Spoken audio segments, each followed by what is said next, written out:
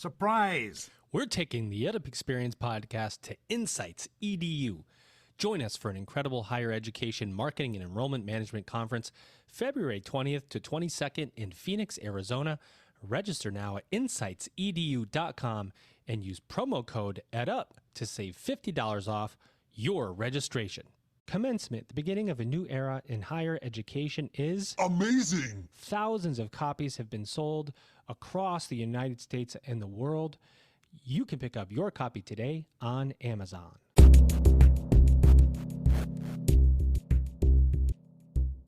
Welcome back, everybody. It's your time to EdUp on the EdUp Experience podcast, where we make education your business. This is Elvin Freitas, co-founder of the EdUp Experience, with you back again. Excited to be another episode, hosting this time on one-on-one, which I really appreciate the format. But before I get into my guest and what we're going to talk about, I do want to say thank you to all of those thousands of you that have purchased the book Commencement, the Beginning of a New Era in Higher Education, with authors Kate Colbert and Dr. Joseph Salustio, with contributions by me. And if you want to learn more about that, go to edupexperience.com. You can see the commencement book there. That's edupexperience.com. Sign up for our mailing list, check out all the amazing episodes and more information on the book. And so join the community, EdUp. Okay, great. So that's it for now. Let's get into the episode. So I am happy to be with my guest today, your guest today. His name is Jeffrey Scheuer, and he is the author of a new book called Inside the Liberal Arts, Critical Thinking and Citizenship. Jeff, how are you doing today? I'm doing great, Elvin. Thank you. Excellent. So first question we always like to ask everyone is, what do you do and how do you do it? I write and I do it at a computer keyboard. That's pretty much it. That's awesome. I write books mostly, and Inside the Liberal Arts came out in March. So I'm trying to shepherd it along and talk about it. Okay, great. So talk us through the background first. I think people would like to have a context about your background.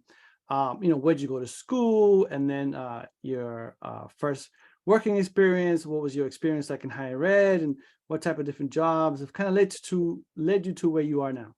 It's a long story, but I'll try to condense it. I went to college in Swarthmore College near Philadelphia, studied philosophy, got very interested in philosophy, but then thought I needed to do something a little more quote unquote practical, and became a journalist, went to journalism school. Soon decided that wasn't for me, so I became a freelance writer, and I've been an independent scholar ever since. I've written dozens of book reviews, commentary, essays, travel articles, as well as 3 books to date. 2 were on media and politics, the first 2, and this third one on the liberal arts. So it's sort of a return to my roots in philosophy and higher education, and a deep dive, I would say a very deep dive, into the meaning of the liberal arts. Yeah, okay. Thanks for the background and context. Let's get into the deep dive, because I think that's really what I'm curious, and I think most people are about. So Sure. Let's talk about the book. And first of all, I'm sure you get asked this question a lot. But I'm sure people want to know, why this book? Where was the inspiration coming from? Why this topic? Sure. Talk us through that.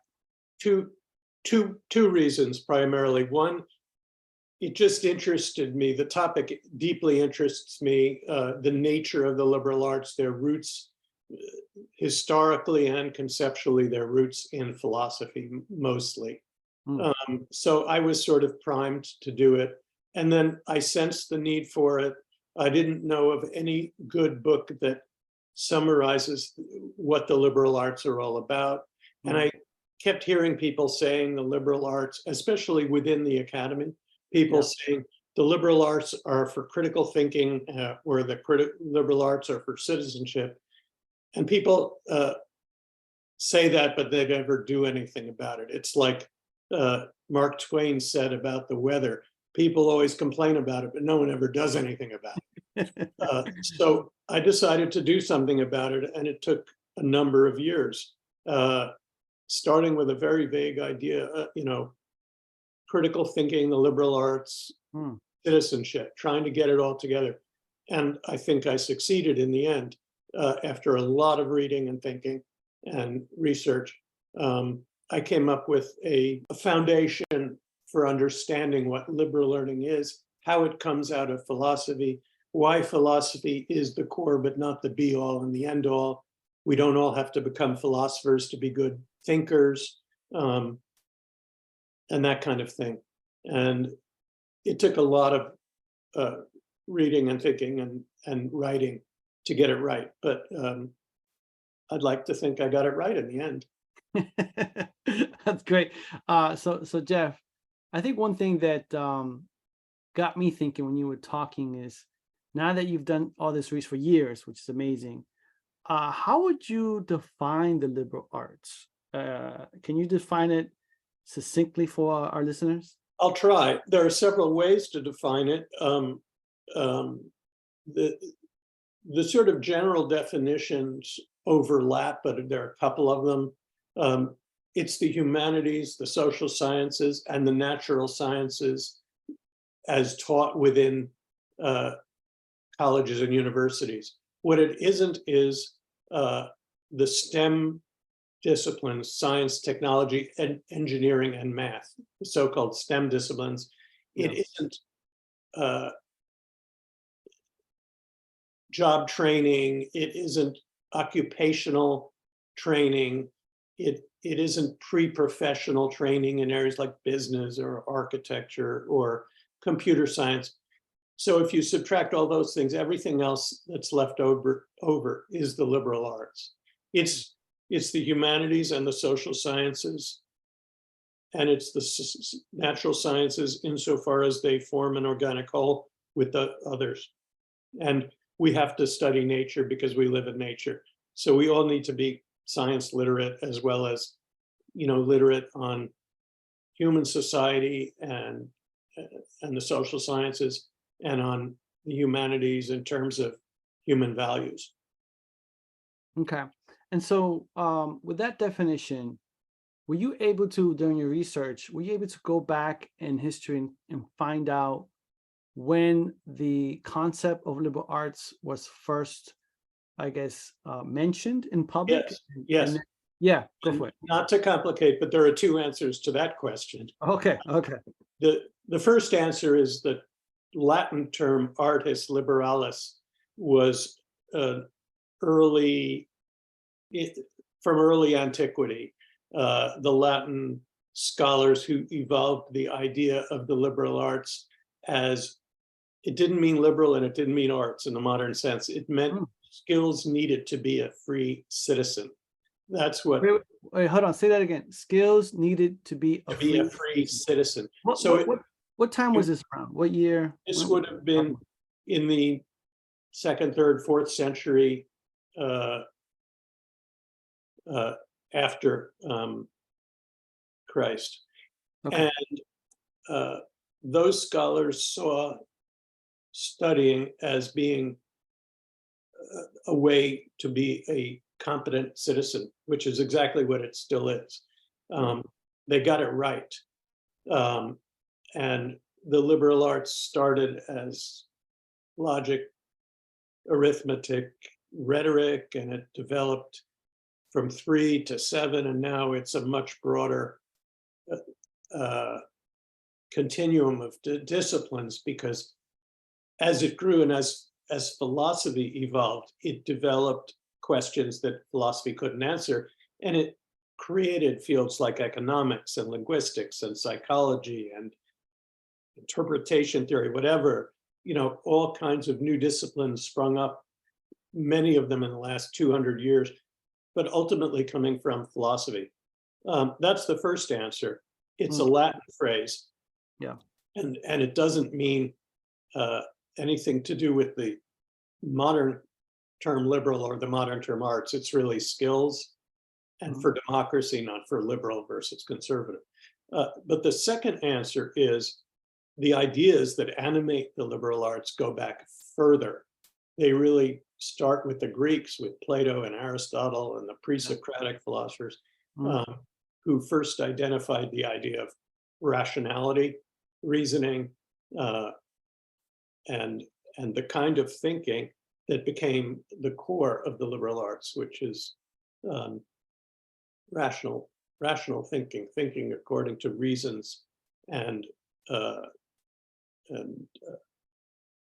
that kind of thing, rules and reasons. Got it. And so, since this is a higher education podcast, Yeah. at what point was it introduced into that vertical? I mean, that space, the higher education space, in our history? Well, the first universities started in Europe around the 11th or 12th century, which was actually a sort of pre-Renaissance period. It was called the 12th century Renaissance. And it was around that time that the monastic schools that existed in Europe gradually got transformed into what we call universities. It was also when other fields besides theology became important, medicine and astronomy and other things like that, jurisprudence, for example.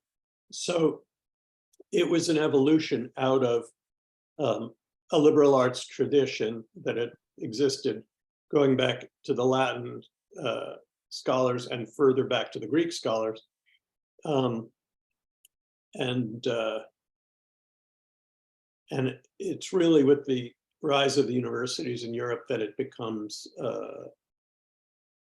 a significant modern tradition that became the model really of higher education in America. And we were, with the University of Virginia and with Harvard and other schools that were originally founded, in some cases, mostly to provide a pool of Protestant ministers for American towns. Yeah. And that's one reason a lot of our colleges have religious origins.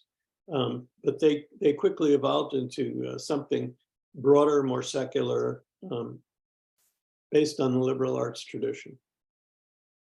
Got it. So I guess the question is, what happened? How did it get to the point where, and we've had a lot of college university presidents on, and anecdotally, I want to say it's probably 50-50, where 50% believe the liberal arts, it's not really as necessary as it was back in the day. And the other 50 are saying, liberal arts is what we need for the future of higher education. So how did we get to this point? Well, how we got to this point is maybe above my pay grade. But I will say this much. After World War II, we had the Servicemen's Readjustment Act of 1944, which became known as the GI Bill. Yeah. That educated millions of people, millions. It created the post-war American prosperity and the American superpower that we are today. I think that's fair to say. It created a much broader middle class out of our service people who had been in World War II. It was phenomenally successful. Then what happened? We got fat and happy and stopped funding it in the late 1950s. Yeah. There's been a decline in public support for education, higher education, ever since then. It's now reaching a nadir, a low point. There's a very good book by Will Bunch called After the Ivory Tower Falls, which came out last year, too late, unfortunately, for me to read it before I finish my book. But he describes the whole downward trajectory since the GI Bill in terms of our support for higher education. So he writes the story of how we got to where we are. And my story is more about where we started from 2,000 years ago, where we need to be, and what we're talking about when we talk about the liberal arts. Okay. As far as do we need the liberal arts? Not if we don't need democracy. If we don't need democracy, we don't need the liberal arts. Yeah. If we need democracy, we damn well need the liberal arts. That's a serious correlation there, Jeff. I mean, Yes, where'd you come up with that one? I like that one. Where'd you come up and with I mean it. It is absolutely that important. That's the only way you create citizens. You don't create them by teaching them computer science or any of the other STEM disciplines. And I'm not against the STEM disciplines. Yeah, of course, yeah. We need the STEM disciplines too. But, excuse me, everybody needs some education and citizenship. It does not all have to come at the college level. It should come at the K-12 level as well. We should be compelling schools to teach civics by having civics on the SAT test. That's absolutely critical.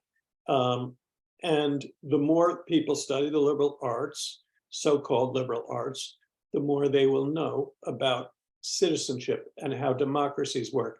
And citizenship in the long run is the only thing we need to get educated for. So, all right, Jeff, let's dive a little deeper. How do you define citizenship? What does that mean to you in this? Good question. It means three things, actually. It doesn't just mean showing up to vote. I talk in my book about three dimensions of citizenship. One is economic. That's learning to be a producer, learning to be a consumer, learning to be a useful member of society in the economic realm. Okay, real quick. What does producer mean? Can we dive into the producer real quick? Anyone who works to make something or offer a service. Okay. So there's an economic dimension to citizenship. There's a cultural dimension to citizenship, and that's being able to talk about the arts and popular culture, because those are frameworks for discussions that bleed into economic areas and into civic areas, into everything else. And the third area is the civic, and it's maybe the most important. And that's learning to be a good citizen in the public sense of serving on juries, showing up to vote, speaking out, volunteering, joining organizations, whatever we do. Anything that involves us having both a give and a take with a wider community is citizenship, okay? Anything, okay. As long as it's a criminal enterprise. Anything we do with other people where we get something and give something, that's citizenship. That's what the liberal arts teach us to be. So I want to go a little further down this rabbit hole. This is fun. Sure. We're pretty far down already, but go ahead. Let's have some fun here, Jeff. So I'm going to give you some pushback, because I heard you talk about the arts, being able to talk about the art. I've worked in the arts, and I'm trying to understand how that's part of your citizenship framework here. If I'm able to talk about, are we talking about, what type of arts are we talking about? When are we talking about painting, drawing, sculpture? Are we talking about dancing? I mean, art is such a wide-ranging definition. Yeah. All of the above, Elvin, because the arts are spheres in which we express meaning about our lives with each other. And that all feeds into, it doesn't just feed into the civic realm of citizenship, it also feeds into the economic realm, because the arts are an economic powerhouse. They create jobs. They stimulate consumer demand, et cetera, et cetera. All of these three realms affect each other. And I talk about that in the book and explain how that works. So yes, all of the arts, I would include, in the broadest sense of cultural citizenship, I would include sports. I would include religious enterprise or activities, at least within certain defined communities. how or whether I worship is not really anyone else's business, but it's a form of community, and in that sense, a kind of citizenship. Ah, okay. That kind of starts to make sense to me. If you And talk churches about, provide all kinds of services for people that are not explicitly religious, right? yeah, Food pantries, for example. yeah. There are all kinds of ways that being a religious person, or being a political person, or being an economic person, or a cultural person, an artist, all interact with each other. Oh, okay. I got it. So what you're saying is basically that the arts portion of the liberal arts, right? It's something that to have a thriving democracy is an imperative that all of our citizens, even is this something strictly in the education system, or is this something that should be also in the parenting component? I think it's broader than that. You can't tell people how to raise their kids, really. But certainly exposure to the arts, stimulating the imagination, creates a love of learning in a way that math doesn't necessarily do, or didn't. Uh, um, I'll tell you one short story. I was a stamp collector as a kid, and Yeah. I came across a stamp of a Cézanne painting, a French stamp, Yeah. and it mesmerized me, and I didn't know why it did, but it did. And it started my love of painting, and my love of the arts, and it led me to, an area that was very enriching and that connected me with other people, and so on and so forth. But it can happen to anyone in any way. I was also a big baseball fan, and baseball is a huge kind of community. So are all American sports. They bring us together. They create conversations. They create bonds, and so forth. So I think you can find citizenship almost anywhere you look for it. Okay. But the education component is what really primes us to be good citizens, to be, I don't want to say good citizens, fuller citizens, more actualized citizens than we might otherwise be. Got it. Attention. Are you ready to elevate your institution's marketing and enrollment strategies? Join the EdUp Experience podcast at the Insights EDU conference, February 20th to 22nd in Phoenix, Arizona. Don't miss out on this opportunity to hear from engaging speakers from industry-leading companies like Google, LinkedIn, Adobe, and higher ed leaders.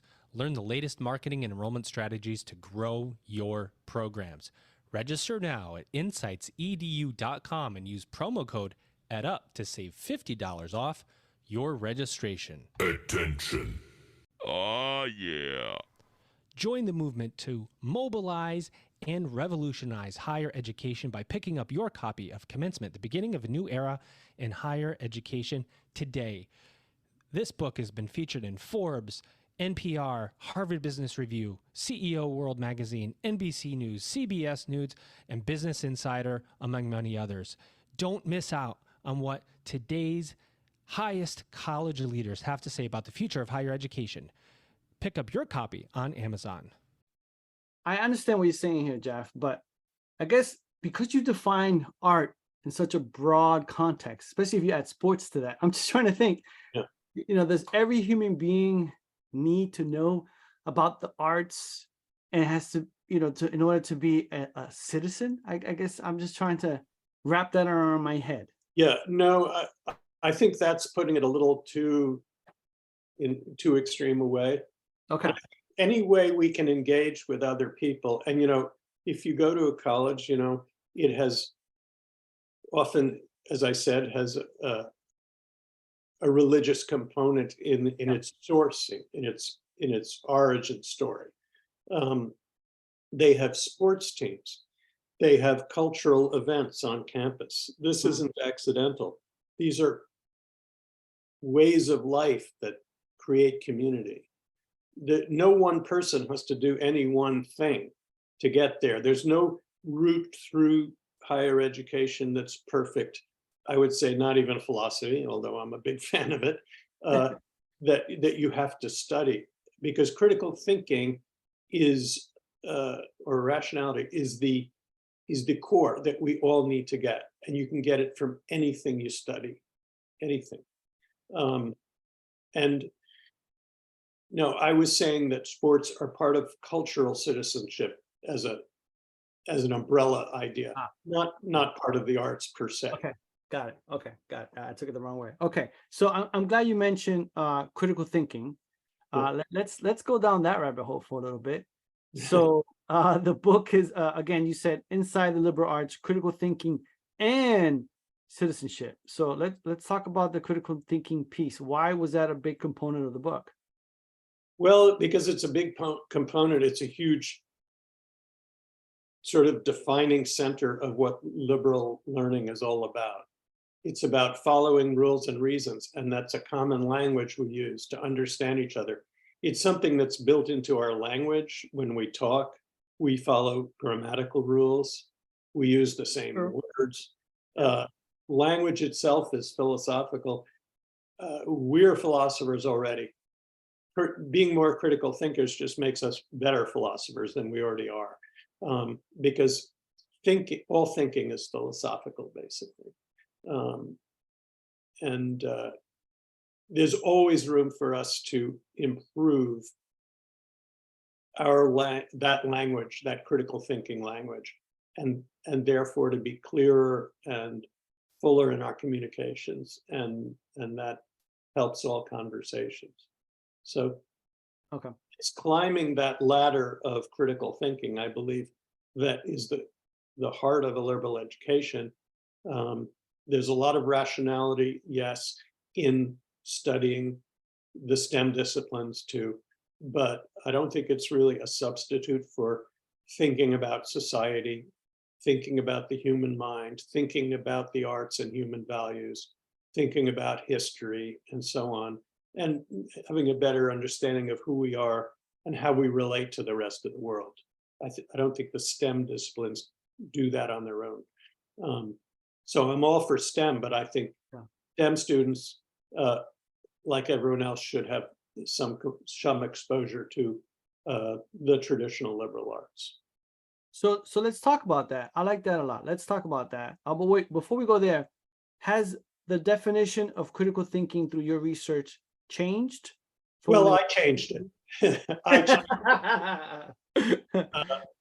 Because there are some traditional. Critical thinking is actually a very recent term. It goes back only about 100 years. Oh, okay. And it came out of the idea of the scientific method. Scholars outside of science looked at the scientific method and got envious, and they wanted some equivalent of it for the other disciplines. So they evolved this concept of critical thinking, but it really already existed. It's called rationality, and it comes out of philosophy and into every other area of learning that we've had for 2,000 years. So they were sort of reinventing the wheel. So what they did was they evolved starting in the 1940s, probably, or late 30s, their own subspecialty called critical thinking. And they defined it to death, and they studied it to death. And it became sort of an academic ghetto. No one else paid much attention. What they were doing was good work, but it was ghettoized, let's say, in the academic community. Interesting. Yeah. So critical thinking came to mean something rather too narrow, I believe. It came to mean sort of what we would otherwise call informal logic as opposed to formal logic. But even informal logic is full of different subdivisions. And I didn't think it was helpful to keep that old definition of critical thinking, especially since people often use it in a looser sense anyway, to being rational. And I think that wider linguistic wisdom about the term probably makes sense. So I opened it up. I explain what it has meant and how it has evolved. In Inside the Liberal Arts, I have several chapters on that. But I argue for a broader definition of it that coincides more or less with rationality. Mm. And I define the different areas that we need to focus on. It's formal logic, it's informal logic, which includes fallacies, it includes you know, ways of arguing well, Yeah. that kind of thing. And then there's analytic thinking, which the Greeks invented, and we need to go back to because it's just straightforward understanding and explaining our ideas by making basic distinctions and basic connections. It's not rocket science. No. Yeah. And that whole spectrum is what I define as critical thinking. Got it. All right. So let's get a little deeper here and let's try to figure this out, because I'm thinking if I am a student and I just want to learn how to weld, Jeff, I don't want anything else to do but weld, right? Yeah. I want to get my certificate. I want to be a welder. That's what I want to do. Yeah. Why in the world do I need to take liberal arts courses? What's the connection there? Help me figure that out. Okay.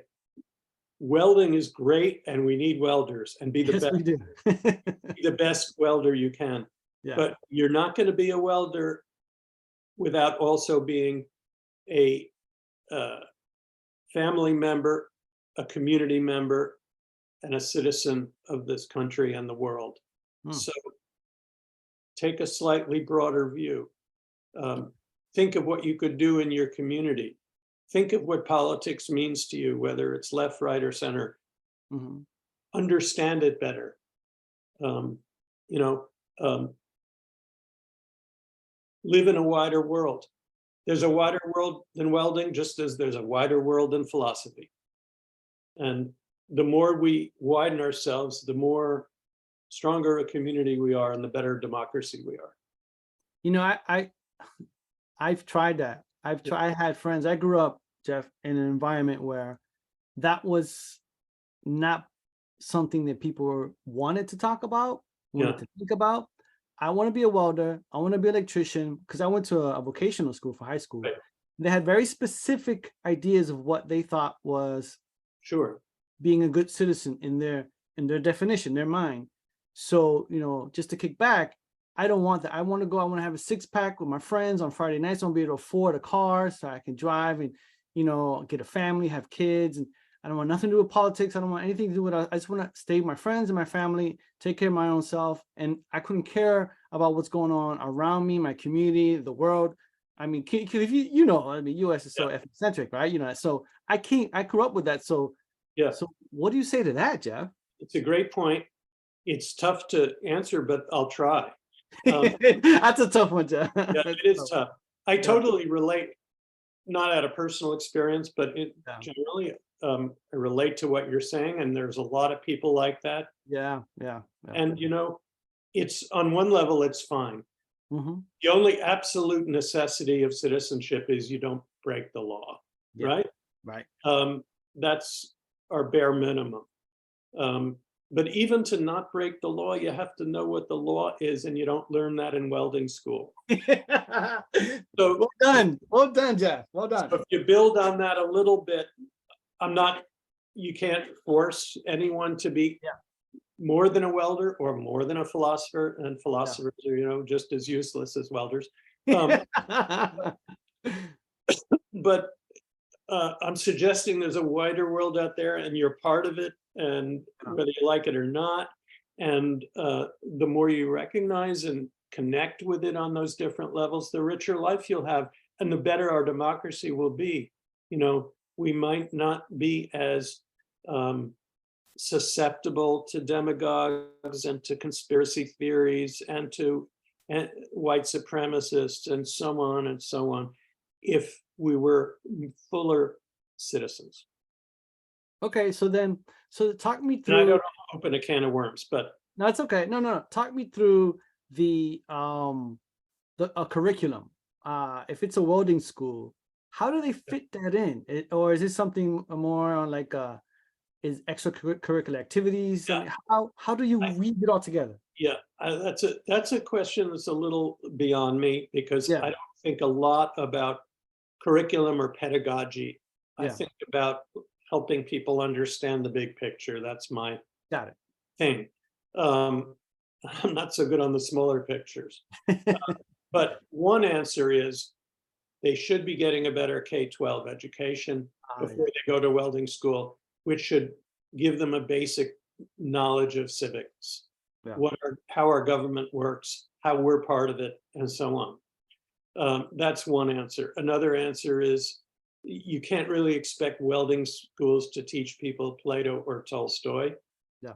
But maybe they can find room for it somewhere else in their education or elsewhere in their lives. It's certainly not the job of welding schools or let's say occupational schools in general to teach the liberal arts. That's not what I'm suggesting. Okay. So what are you suggesting? Well, I'm suggesting high schools should teach it.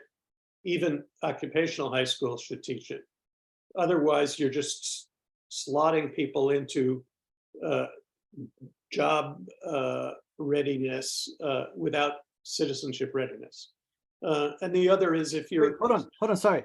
Yeah. Without citizenship readiness, citizenship readiness. I like that a lot. Can we go into that? Because that's kind of big picture.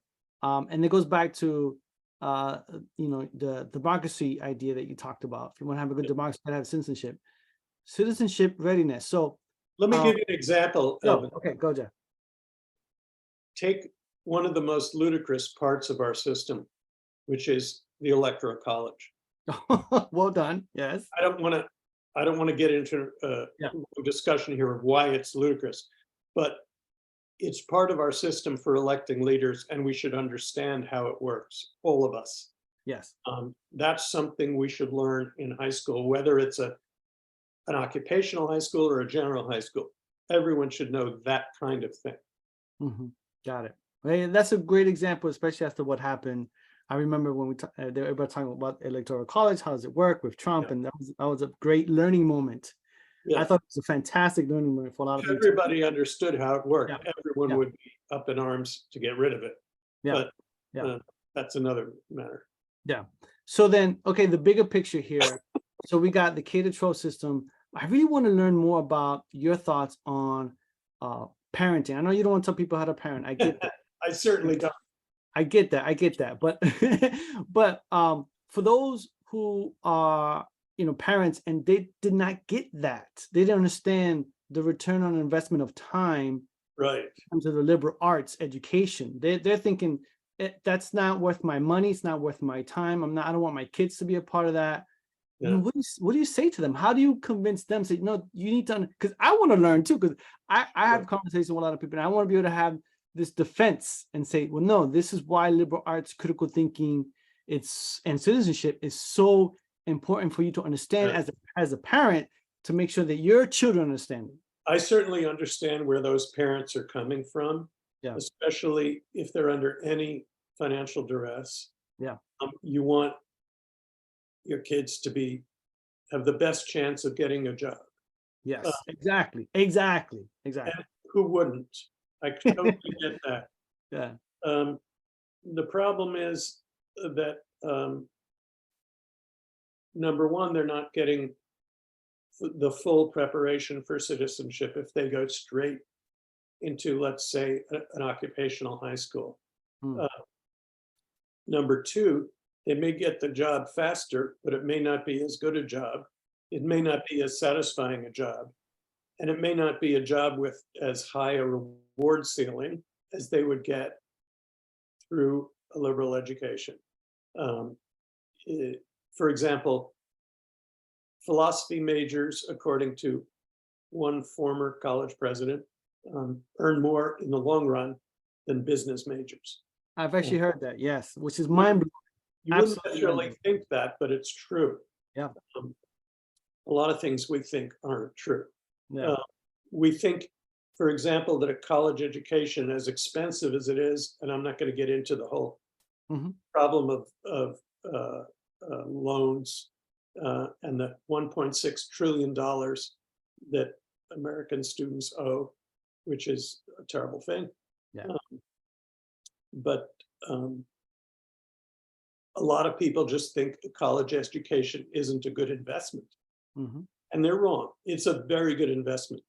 College grads out-earn non-college grads. Simple as that. So to say it's just not a good investment is wrong. To say I don't have the money for it may be right. And I would like it in a perfect world that anyone who wants it can get it.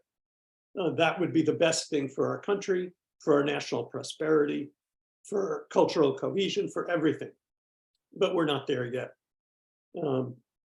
So those are sort of long-winded answers. I certainly can't say to a parent who needs their kid to be earning right after school or during school. I can't say to them, you're wrong to go into a more pre-professional or occupational area. And they're right, probably. But so it's probably partly a systemic problem that can't be solved on the individual level. But people are wrong to suppose that the liberal arts lead to lower income or less job satisfaction in the long run, or less job mobility in the long run. Because what are military schools, military academies looking for now? They're looking for liberal arts grads. Yeah. What are culinary schools looking for? They're looking for liberal arts grads. What are investment houses looking for? They're looking for liberal arts grads. They want people who can think flexibly, think in teams, adapt to new situations, all that stuff. They're not looking for a knowledge base so much as a thought base. Yeah, that's so true, Jeff. I'm glad you brought that up, because we keep hearing that too, is that we don't know what the future holds. 3-5 years from now, who knows what type of jobs are going to be the hot jobs. Prompt engineering is hot right now. Maybe it's gone in a couple of years. We don't know that, right? So it's about flexibility. They'll probably be welding, but maybe not forever. That's true. Maybe robots will do all the welding within 10 years. Yeah, and then it's funny because when I talked to my daughter about that, she's 7.5, and I said, what is going to happen to all these people who don't have jobs? She's like, well, they have to teach the robots. It's like, okay, that's a good point. That's a good answer for a 7-year-old. Yeah, I know. I thought it was impressive too. Okay, so big picture. I love this conversation, Jeff. I'm having so much fun. This is great. So big picture, inside the liberal arts, critical thinking and citizenship, right? Is the book. And so let's think about higher education focused podcast, right? Big picture. Where is liberal arts going in the future? Let's just talk about, because I want to get your thoughts on higher education, but I want to focus on liberal arts, the whole idea of critical thinking and citizenship. What do you see happening to that, 5, 10, 15 years out? Yeah, I have no idea. I can't see that far ahead. I see a decline, the kind of thing you mentioned earlier in the show, Elvin. The decline in interest in liberal education that you cited, the colleges that are cutting English departments, whole departments, cutting whole philosophy departments. That's a terrible thing. That's a terrible thing for our future. I think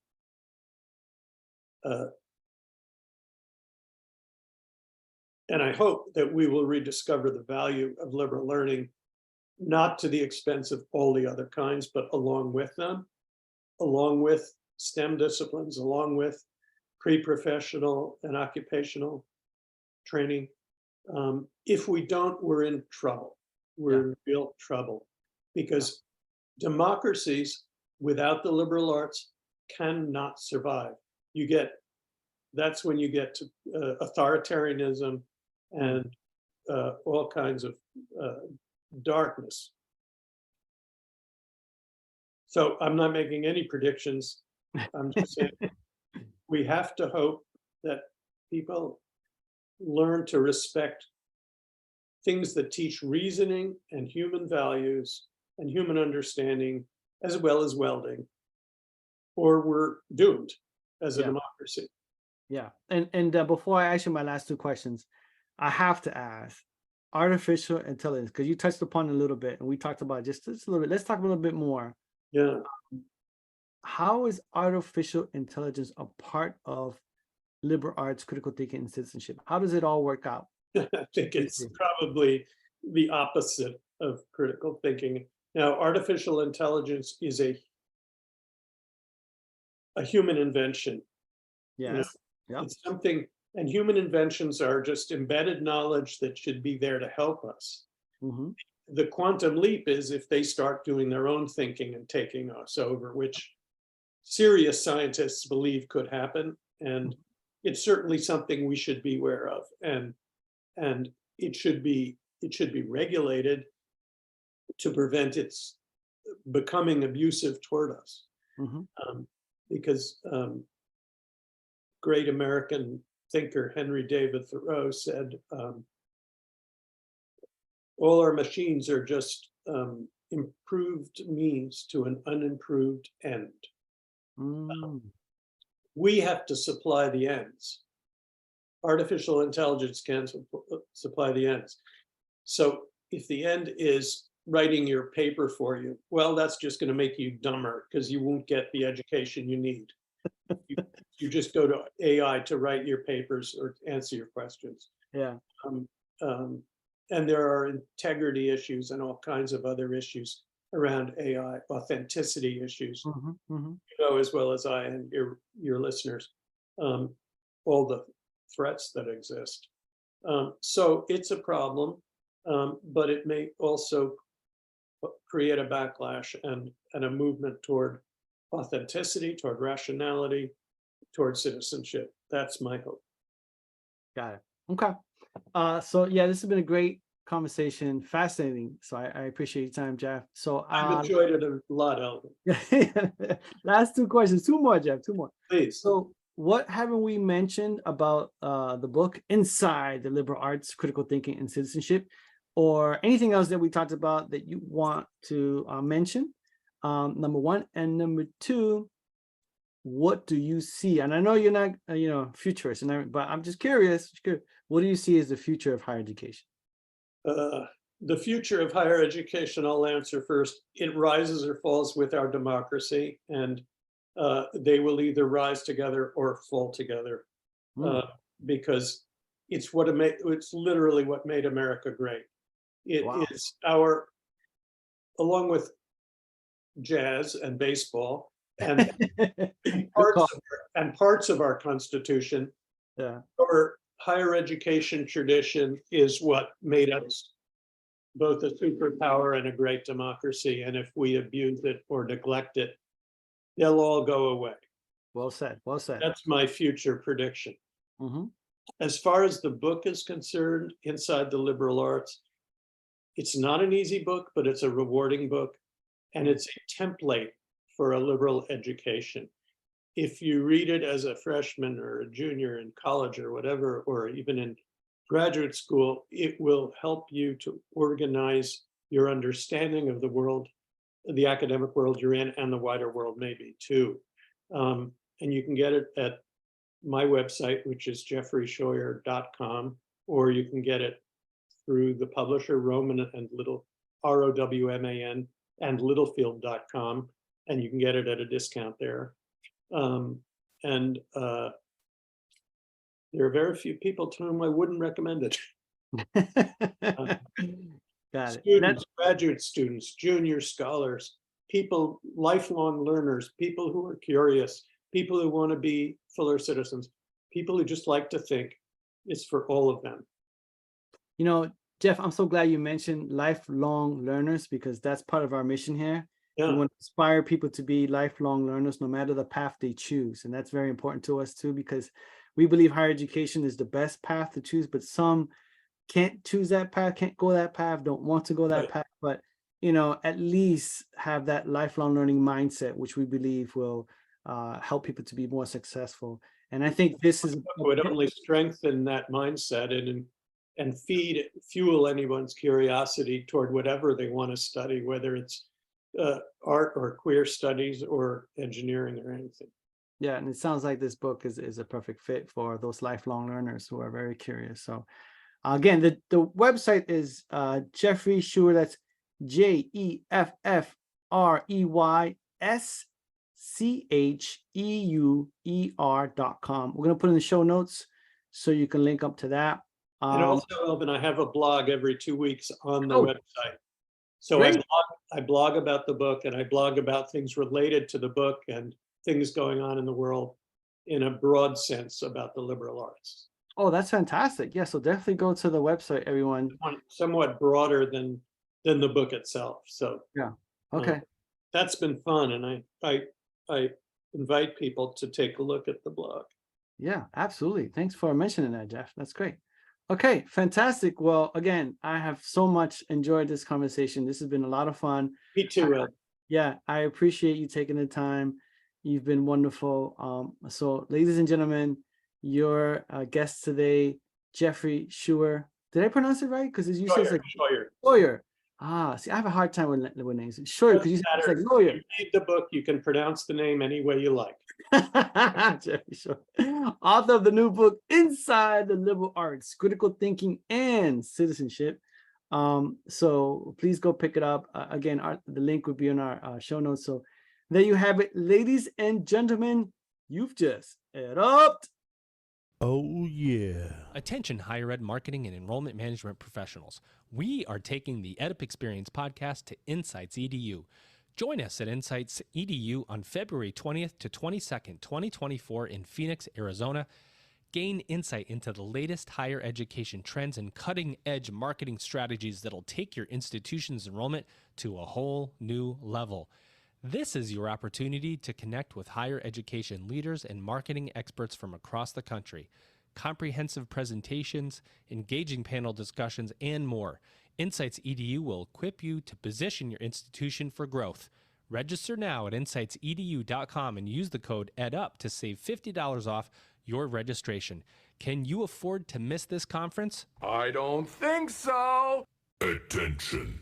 Forbes called commencement the beginning of a new era in higher education, a dispensable touch point for what's being said in, about, and around higher education now. Don't miss the insights from 125 college and university presidents about what the future of higher education holds. Pick up your copy of Commencement on Amazon today.